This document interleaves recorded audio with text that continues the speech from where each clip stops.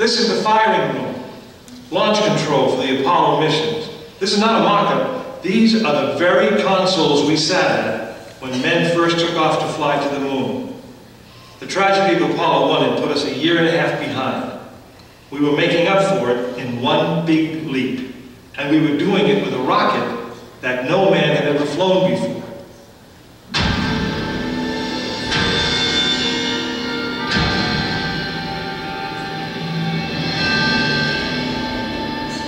It was a few days before Christmas, 1968, when Apollo 8 sat on the pad. She was the first of a new kind, a moon rocket. This was the Phoenix, risen from the ashes of Apollo 1. The first Apollo crew did not die in vain. This was to be their testament.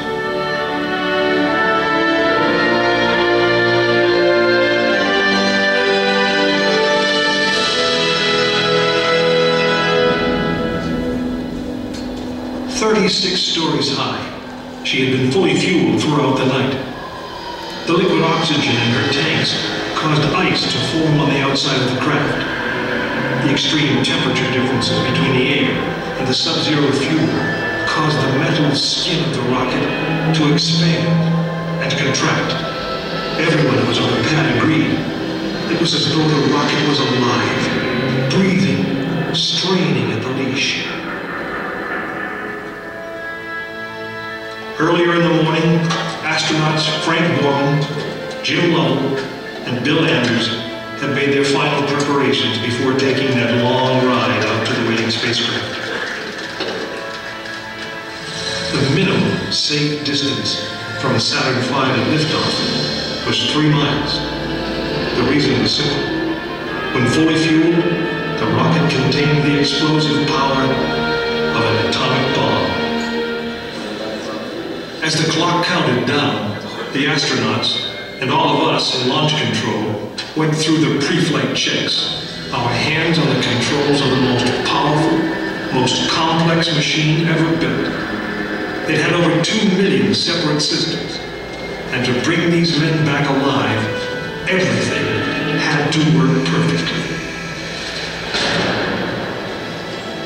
Each individual system had been tested, but what we didn't know was how they would perform when all 2 million began to work together. That moment would come when the countdown clock reached 0.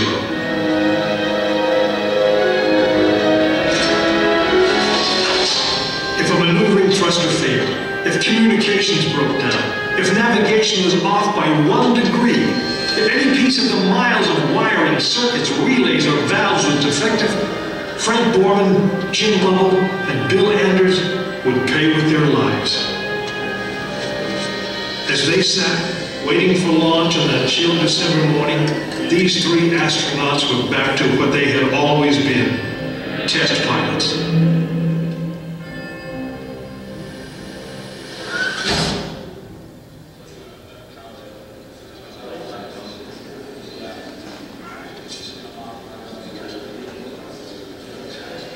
You are now in the final minutes before the launch of Apollo 8, right here where it actually happened.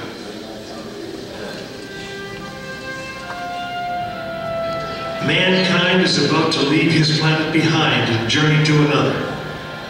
It is one of those rare moments when history is not being made, destiny is being embraced.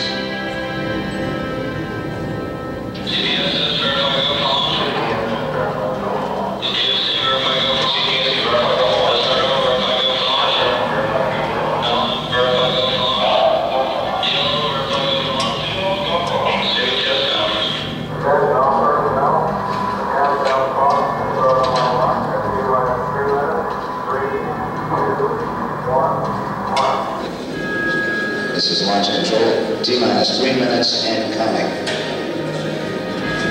We have completed our communications checks with the Apollo 8 astronauts in the cabin, and the communications are go.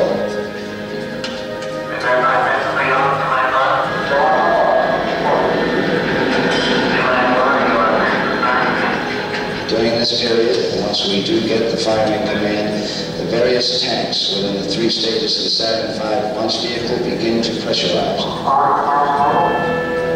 We have firing command. The firing command is in. We're now on the automatic sequence. T-minus 2 minutes, 20 seconds.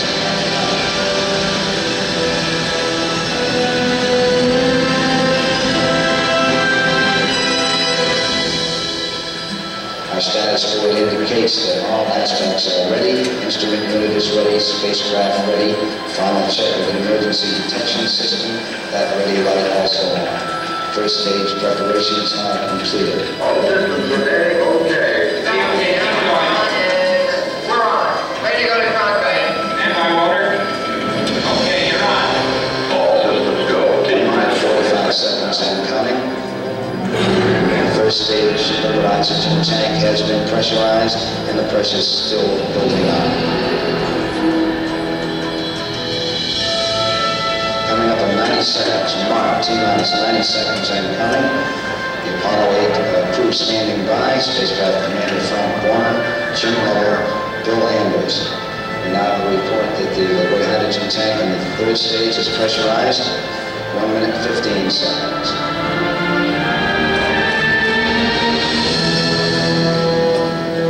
Stage propellants pressurized at this time as we come up on the 60-second mark on the flight to the moon. T-minus 60 seconds and counting. The vehicle now is completely pressurized. We're coming up on power transfer shortly.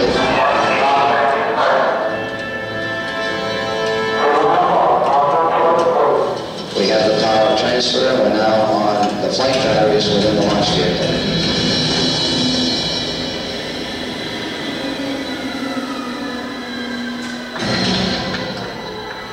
Final reports from Frank Borman at this time. Final look at the switch list aboard the spacecraft. 20 seconds, all aspects we are still to go at this time. 15, 14, 13, 12, 11, 10. The engines are on. 4.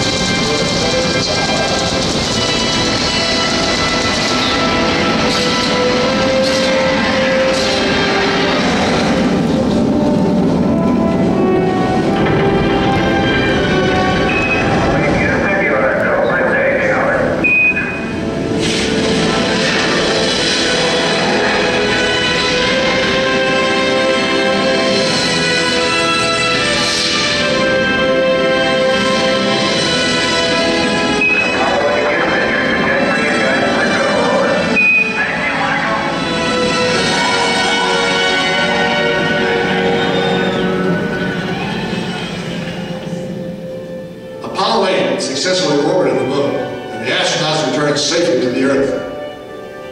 I know. I'm Jim Lovell, and I was one of the crew of this spacecraft, Apollo 8. We were the first men to see the surface of the moon from just a few miles away. But it was the hundreds of thousands of men and women who worked in that team, and the millions of people who supported the mission that really made it possible. That way, I guess, we all went to the moon. Now, on the other side of those doors, you'll find an actual Saturn V moon rocket. It's still the most powerful, the most complex machine ever built. And I guess it's the only one that can take you to another planet. I actually got to fly one on a second flight to the moon called Apollo 13. But that's another story.